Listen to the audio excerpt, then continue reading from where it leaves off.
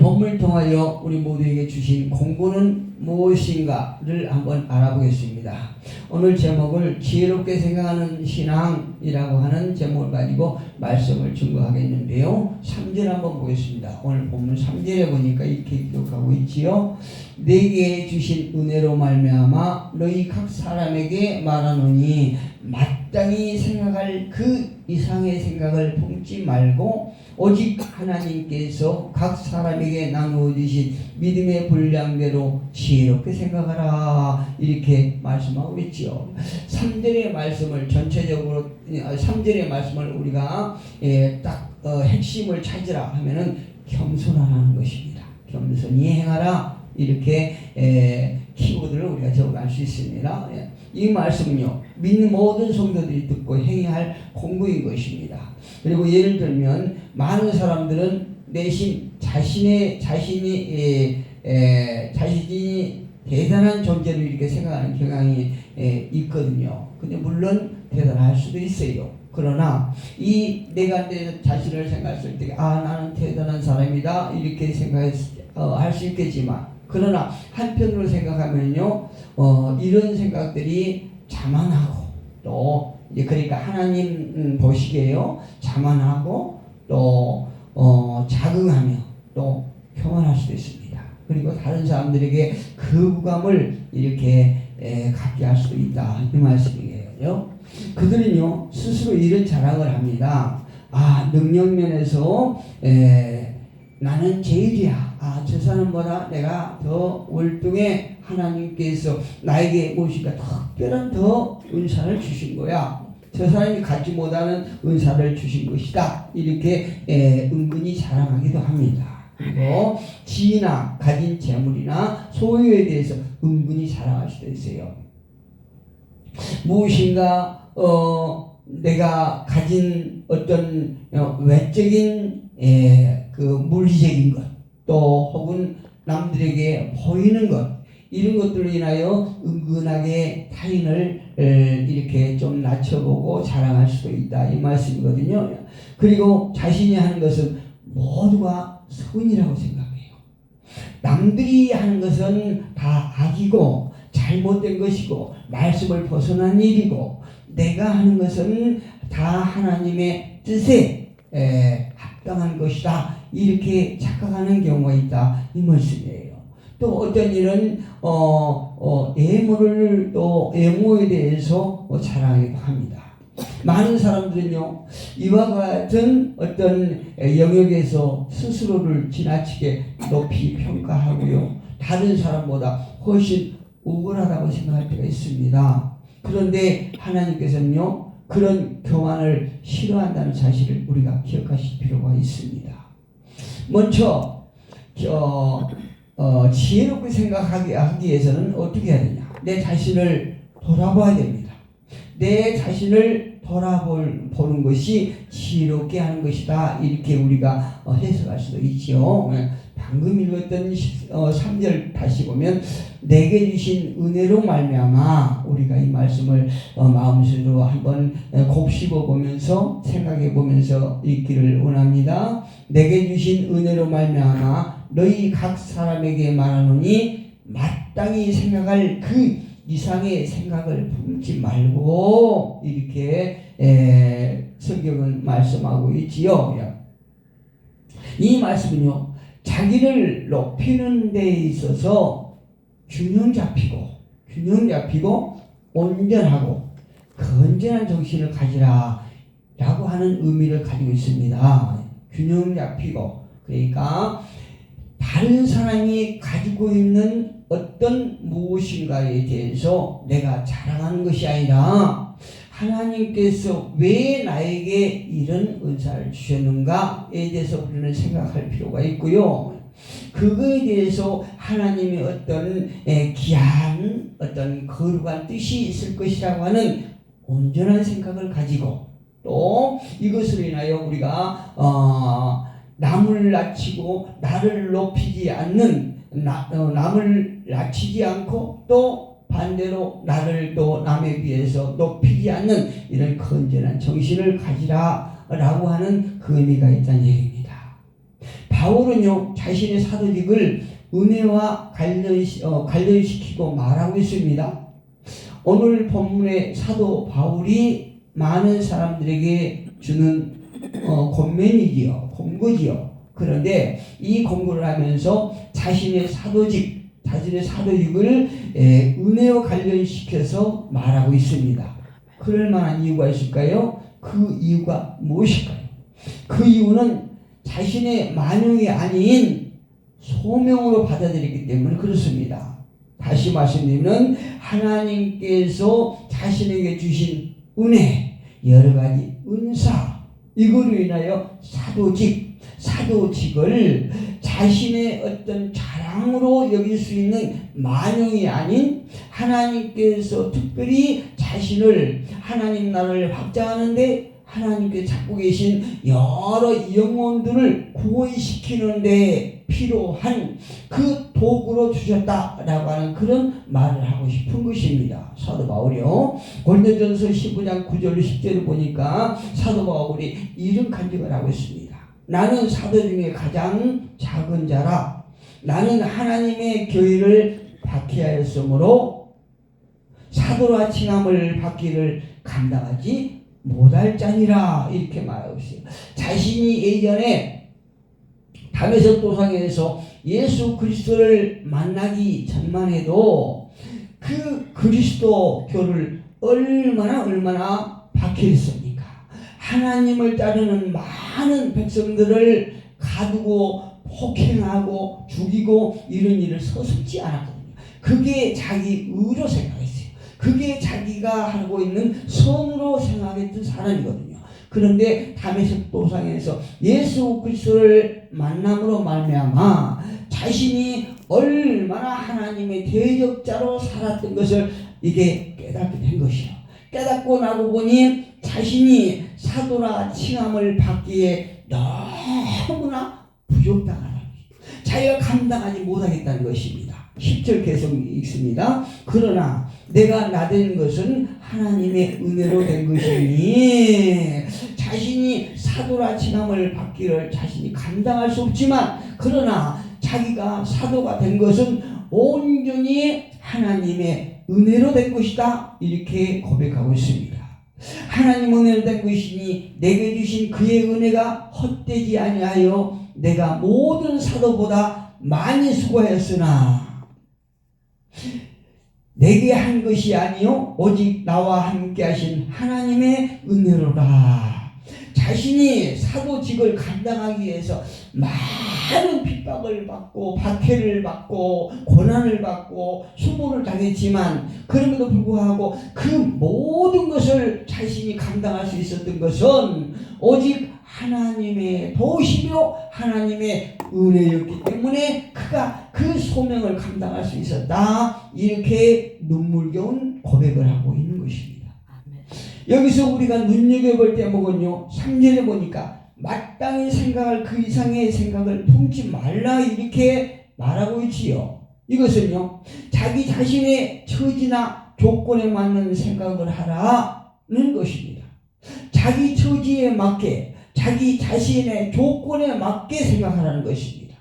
우리의 처지가 예전에는 어떤 처지였습니까?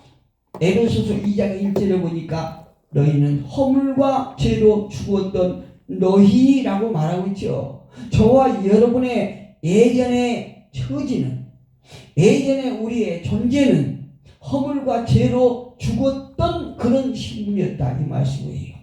그래서 그때를 생각하면서 우리 항상 겸손하고 교만하지 말라는 그 말씀을 하고 있습니다. 즉 하나님의 뜻과 계획과는 전혀 상관이 없는 그런 분에 넘치는, 그러니까 내가 무엇인가 할 수 있는 것을 다른 사람이 전혀 할 수 없음에도 불구하고 나만 올등히 할 수 있는 것으로 이렇게 부풀려서 생각을 하지 말라는 것입니다. 여기서 우리가 3절에서 보니까 지혜롭게 하라, 이렇게 말하고 있지요. 너희 믿음의 분량대로 지혜롭게 생각하라, 이렇게 권면하고 있지요. 이 말씀을 조금 더 깊은 의미로 우리가 보면요 스스로를 현명하게 하라는 것입니다. 스스로를 현명하게 하고 또 정확하게 돌아보면서 내 자신을 돌아보라는 얘기입니다. 또 정확하게 돌아보면서 온전하고 균형된 자신의 인격과 능력을 평가하라는 것입니다. 할렐루야. 내가 가지고 있는 그 어떤 은사라고 할지라도 하나님께서 나에게만 주신 것이 아니고 다른 사람도 주셨는데, 다른 사람에게도 주셨는데, 나름대로 하나님께서 그 나름대로의 계획을 가지고 주셨다라고 하는 생각을 가지고 생각을 하라는 것입니다. 이 말과 반대되는 말은 지혜롭지 못한 그 이상의 생각을 품지 말라라고 하는 충고를 하고 있는 것입니다. 봅시다. 자기 평가는 반드시 지혜롭고 온전하게 판단해야 됩니다. 남이 어떻게 생각하든 상관없이 스스로 과대평가를 하게 되면요, 심리학에서는 이것을 과대망상이라 이렇게 얘기를 해요. 어떤 사람들은 진짜 과대망상이 아닌가 할 정도로 너무나 자기 자신을 부풀려서 평가하는 사람들이 있더라, 이 말씀이에요. 지혜롭지 못한 사람은요, 남보다 자신을 더 높이 평가하는 사람이 있습니다. 그러나 우리 모두는 하나님의 나라에 모두가 의미 있고 또 귀중한 존재라는 사실을 우리는 잊지 말아야 됩니다. 나만이 하나님께서 사랑하시고 나만이 사용하는 것처럼 그렇게 과대망상증을 보이지 말고, 저 사람도 나도 나름대로 하나님께서 그 무엇에 쓰임받는 그런 도구로 하나님께서 부르셨다라고 하는 사실을 우리는 기억하셔야 되겠습니다. 우리가 지혜롭게 생각하기 위해서는 우리가 다른 사람 앞에 겸손해야 됩니다. 그런데 그 이유가 무엇일까요? 우리가 가진 소유, 또 건강, 능력, 그 위에 믿음까지도 하나님께로부터 온 것이기 때문에 그러는 것이에요. 우리의 모든 것이 우리의 능력으로 온 것이 아니고, 우리의 능력으로 소유했던 것이 한 것이 아니고 하나님께로부터 왔다는 사실을 우리는 기억하셔야 됩니다. 3절에 보니까 하나님께서 각 사람에게 나누어 주신 믿음의 분량대로 이렇게 말씀하고 있죠. 3절에 보니까 오직 하나님께서 각 사람에게 나누어 주신 믿음의 분량대로 지혜롭게 생각하라, 이렇게 말씀하고 있지 않습니까? 특히 믿음의 분량대로 라고 하는 것은, 여기에서 믿음의 분량과 믿음의 분수는요, 이 땅에서 특별한 일을 감당하기 위해서 하나님께서 주신 영적인 능력과 은사인 것입니다. 할렐루야. 이 모든 것이 하나님께로부터 온 것인데 우리가 자랑할 것이 뭐가 있습니까? 하나님의 것을 내 것인 것처럼 자랑하면은 이거는 옳거니라는 얘기요. 오늘 본문 6절에서 8절 한번 볼까요? 우리에게 주신 은혜대로 받은 은사가 각각 다르니 혹 애언이면 믿음의 분수대로, 7절에 혹 섬기는 일이면 섬기는 일로, 혹 가르치는 자면 가르치는 일로, 혹 위로하는 자면 위로하는 일로, 구제하는 자는 성실함으로, 다스리는 자는 부지런함으로, 긍휼을 베푸는 자는 즐거움으로 할 것이니라, 이렇게 사도 바울은 말하고 있지요. 여러분, 한두 사람이요 교회에서 많은 일을 감당하는 그런 교회들이 있습니다. 그런데 저는 개인적인 생각에서요, 그 많은 성도들 가운데 한두 사람, 불과 몇 사람이 그 교회 일을 거의 감당하는 것은 성경적이 아니고 옳지 않다고 생각합니다. 왜 그렇습니까? 오늘 본문 6절에 7절에 보니까 어떤 사람은 애언하면 믿음의 분수대로, 또 어떤 사람은 섬기는 사람이 있고, 혹 어떤 사람은 가르치는 사람이 있고 위로하는 자는 사람이 있고 또 구제하는 사람, 또 다스리는 사람, 또 부지런함으로 긍휼을 베푸는 자들, 이렇게 많은 사람이 많은 어떤 은사자들이 있어요. 그런데 그 다른 사람들은 다 이렇게 그 하나님께 주신 은사를 묻혀놓고요, 한두 사람, 불과 몇 사람이 교회의 모든 일을 좌우지하고 그런 사람들이 계속 성도들의 어떤 위에서 군림한다는 것은 옳지 않다는 것이죠. 고린도전서 4장 7절에서 이렇게 말합니다. 누가 너를 남달리 구별하였느냐? 내게 있는 것 중에 받지 아니하는 것이 무엇이냐? 내가 받았은즉 어찌하여 받지 아니한 것 같이 자랑하느냐?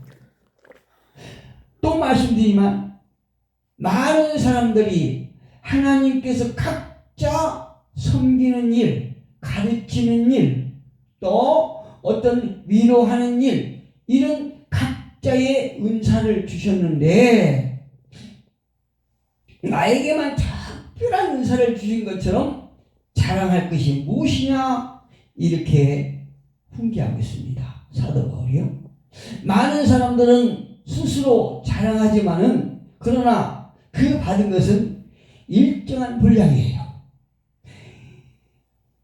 또 누구도 하나님의 것을 하나님으로부터 다 받은 사람이 없습니다.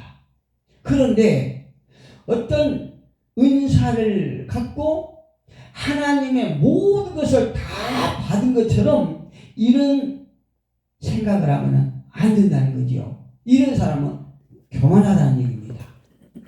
어떤 사람은 이런 은사로, 또 어떤 사람은 저런 은사로, 각 은사가 달라요. 그런데 나만 무엇인가 받은 것처럼, 나만 하나님의 은사를 다 받은 것처럼 이렇게 자랑할 사람이 누가 있겠습니까? 그런 면에서 볼 때 누구도 완전한 사람은 없다는 얘기입니다. 우리는요, 누구나 나이 들고 병들고 노쇠하고 죽어진 사람들입니다. 그러므로 우리는 마땅히 생각할 그 이상을 품을 필요가 없는 것입니다. 7절과 8절 보면 그렇지 않습니까? 혹 섬긴 일이면 섬긴 일로, 혹 가르치는 자면 가르치는 일로, 혹 위로하는 자면 위로하는 일로, 구제하는 자는 성실함으로, 다스리는 자는 부지런함으로, 긍휼을 베푸는 자는 즐거움으로 할 것이니라. 각자 자기가 맡은 일에 또 하나님께서 주신 은사대로 그거를 성실히 하라, 이 말씀이에요. 그런데 구절에 보니까 아주 중요한 말씀이 있습니다. 구절에 보면요, 사랑에는 거짓이 없나니 악을 미워하고 선을 속하라, 선에 속하라, 이렇게 말씀하죠. 우리가요, 자칫 하나님께 주신 은사를 행하면서 그게 하나님의 사랑이 그 속에 곁들여 있지 아니면 이것은 악이 될 수가 있다는 얘기입니다. 그래서 사도 바울은 사랑에는 거짓이 없나니 악을 미워하고, 우리가 어떤 은사를 할 때, 봉사를 하든 섬기는 일을 하든 어떤 위로를 하든 그 속에 항상 예수의 마음을 가지고 선에 속하도록 은사를 사용하라, 이렇게 말씀하고 있는 것입니다. 그럴 만한 이유가 무엇입니까? 믿는 사람들은요, 그리스도 안에서 한 몸이기 때문에 그런 거예요. 봅시다. 성경은 여러 군데에서 그리스도의 아름다운 몸을 묘사한 대목이 자주 나타나는데요. 우선 고린도전서 10장 17절에 보니까 떡이 하나요, 많은 우리가 한 몸이니, 떡은 하나라는 거예요. 여기서 떡은 무엇을 가르치십니까? 예수님의 몸을 가르치지요. 떡은 하나요, 많은 우리가 한 몸이니, 이는 우리가 다 한 떡에 참여함이라, 이렇게 말했어요. 많은 사람들이 있지만, 많은 지체들이 있지만 한 떡에 우리는 참여하고 있는 사람들입니다. 예수 안에 우리가 다 거하고 있는 사람입니다. 이 말씀이에요. 고린도전서 12장 12절에 보니까 몸은 하나인데 많은 지체가 있고 몸에 지체가 많으나 한 몸인과 같이 그리스도도 그러하니라. 할렐루야. 굉장한 신비예요. 얘가 굉장히 신비입니다. 몸은 하나인데 많은 지체가 있고 몸의 지체가 많으나 한 몸임과 같이 그리스도도 그러하니라. 하나님은 세 분이신데 일체라네. 하나님은 세 분이신데 한 몸이라는 얘기입니다. 얼마나 신비입니까? 이렇게 많은 믿는 사람들이 있지만 그래도 불구하고 한 몸이다 이렇게 말씀하고 있는 이 자체가 어마어마한 신비예요. 고린도전서 12장 27절에 보니까 너희는 그리스도의 몸이요 지체의 각 부분이라. 20절에 지체는 많으나 몸은 하나라. 엄청 신비죠. 우리 많은 신령들이 예수를 믿는 자들이 있지만 그래도 불구하고 그 많은 자들이 하나라는 것입니다. 오늘 본문 5절에 한번 볼까요? 이와 같이 우리 많은 사람이 그리스도 안에서 한 몸이 되어 서로 지체가 되었느니라. 할렐루야. 믿는 사람들은요 우리 몸에 비유될 수 있습니다. 우리 몸에 우리 이 육체에 비유될 수 있다 이 말씀이에요. 사람의 몸은 이 여러 부분으로 이루어져 있지요. 눈이 있고 귀가 있고 코가 있고 이렇게 여러 가지, 또 내면에는 또 위장이 있고 장이 있고 여러 가지 막 이렇게 기능들이 있지요. 근데 그 기능은 각각 달라요. 하는 것이. 아니 입이 어떻게 앞을 볼 수 있습니까? 못 보지요. 눈이 하는 일, 입이 하는 일, 귀가 하는 일 각각 다르지만 나름대로 대단히 중요한 거예요. 믿는 사람들도 마찬가지입니다. 믿는 사람은 많지만 모두가 그리스도 안에서 하나라고 말씀하지요. 그리고 믿는 자들이 많을지라도 개개인이 이 세상에서 이루어야 할 특별한 역량이 있습니다. 섬기는 일, 봉사하는 일, 또 가르치는 일, 또 권면하는 일, 이렇게 많습니다. 그러나 반드시 우리가 기억되어야 할 것은 믿는 자들 사이에서 일어나는 연합은요 하나님의 영으로 이루어진다는 얘기입니다. 한 몸에서 두 가지 영이 존재할 수 없는 것처럼 우리가 많은 사람이 각자 주신 은사로 여러 가지 일을 할지라도 그럼에도 불구하고 그 사람들은 연합을 해야 되는데 무엇으로 연합해야 됩니까? 하나님의 영으로 그 모든 것이 이루어져야 된다라고 말씀하고 있습니다. 그렇다면 그 연합은 무엇을 말하고 있을까요? 그것은요 하나님과 지속적이고 긴밀한 교제 속에서 하나님께로부터 생명과 삶의 목적과 의미를 받는 연합입니다. 우리가요 하나님과 항상 지속적으로 긴밀한 교제를 해야 되고 그 긴밀한 교제 가운데 하나님께서 나에게 주신 메시지를 우리가 분별하고 파악을 하고 깨닫고 또 하나님께로부터 생명과 삶의 목적, 우리가 예수 생명을 받았으면 우리가 살아가야 할 그 삶의 목적 방향을 우리는 깨닫고 그 나름대로의 방향을 우리가 걸어가면서 믿는 자들이 연합을 해야 된다 이 말씀이에요. 무엇으로? 은사로. 이 말의 의미를 바울의 고백과 결심에서 찾을 수 있습니다. 빌립보서 3장 한번 가봅니다. 빌립보서 3장 13절로 14절에 보니까요 사도 바울은 이렇게 간증하고 있어요. 푯대를 향하여 그리스도 예수 안에서 하나님이 위에서 부르신 부름의 상을 위하여 달려가노라.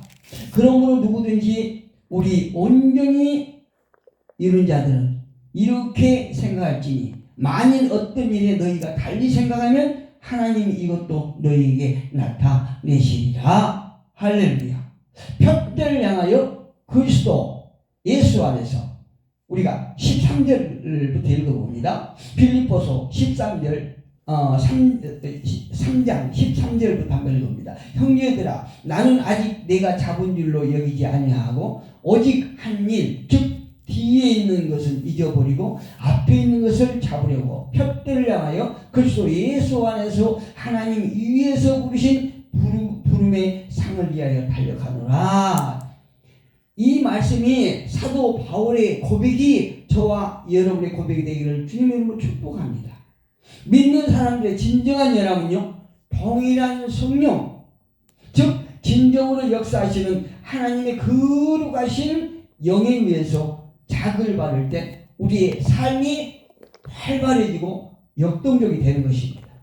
우리가 가는 길에 우리가 은사를 행하는데 어떤 다른 이물질이 혼합되면 안 되는 것입니다. 그래서 오늘 제목을 지혜롭게 생각하는 신앙이라고 말했죠. 지혜롭게 신앙하는 신앙. 여기서 지혜롭게 한다는 것은 지혜는 자신을 바르게 본다는 얘기입니다. 자신을 똑바로 볼 수 있는 그런 의미로 겸손을 요구하고 있는 것입니다. 우리 모두는요 성령께서 주신 은혜로 지혜롭게 생각할 때에 나에게 맡겨주신 믿음의 분량에 따라 온전하게 되는데 아주 믿음의 분량대로 분량 따라 하나님의 일들을 수행할 수 있는 것입니다. 우리 모두에게 중요한 것은 우리가 그리스도의 지체로서 그리스도의 몸을 이루고 완성하고 완전케 하는데 아주 필요한 것입니다. 안타깝게도 시대가 지나갈수록 교회의 역할이나 믿는 성도들의 역량이 세상 사람들 보기에 현저하게 저하되고 부정적으로 비춰지는 이유 하나는 그리스도의 몸을 이루어야 할 지체들이 정체성을 잃어버리고 마땅히 생각해야 할 그 이상의 것을 생각함으로 문제가 생긴 것이 아닌가 이렇게 한번 되새겨봅니다. 스스로 되새겨보기를 부탁드립니다. 우리 모두가 정확하고 정직하고 또 진실하게 자신을 알 때에만 우리의 가족과 직장과 사회와 교회와 나라에 공헌할 수 있을 것입니다. 우리가 기억해야 할 것은 자신을 마땅히 생각할 그 이상의 생각을 한다면 모든 것이 실패하고 말 것입니다. 잠언 22장 4절에 보니까 겸손과 여호와를 경외함으로 보응은 재물과 영광과 생명이라. 할렐루야. 지혜롭게 생각하는 자들에게 하나님께서 재물과 영광과 생명을 주신다고 말씀하십니다. 저와 여러분이 우리의 생각할 그 이상을 생각하는 것이 아니라 늘 우리에게 주신 믿음의 분량대로 지혜롭게 생각함으로 저와 여러분이 하나님으로부터 받고자 하는 모든 것을 받아 누리는 저와 여러분이 되기를 주님의 이름으로 축복합니다.